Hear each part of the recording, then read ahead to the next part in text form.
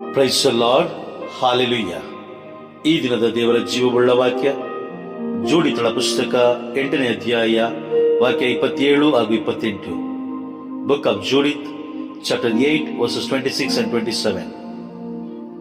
ದೇವರು ಅಬ್ರಹಾಮನೊಂದಿಗೆ ಹೇಗೆ ನಡೆದುಕೊಂಡರು, ಇಸಾಕನನ್ನು ಹೇಗೆ ಪರೀಕ್ಷಿಸಿದರು, ಸಿರಿಯಾದ ಮೆಸೊಪೊಟೇಮಿಯಾದಲ್ಲಿ ತನ್ನ ಸೋದರ ಮಾವನಾದ ಲಾಮನನ ಕುರಿಮಂದೆಯನ್ನು ಕಾಯುತ್ತಿದ್ದ ಯಾಕೋಬನಿಗೆ ಏನಾಯಿತು ಎಂಬುದನ್ನು ಜ್ಞಾಪಕಕ್ಕೆ ತಂದುಕೊಳ್ಳಿ.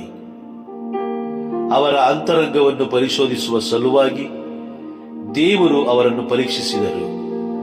ಅಂತೆಯೇ ಅವರು ಈಗ ನಮ್ಮ ಮೇಲೆ ಸೇಡನ್ನು ತೀರಿಸುತ್ತಿಲ್ಲ, ಬದಲಿಗೆ ತಮಗೆ ಪ್ರಿಯರಾದವರಿಗೆ ಎಚ್ಚರಿಕೆ ನೀಡುತ್ತಿದ್ದಾರೆ. ದೇವರ ಜೀವವುಳ್ಳ ವಾಕ್ಯವಿದು. ದೇವರಿಗೆ ಕೃತಜ್ಞತೆ ಸಲ್ಲಲಿ.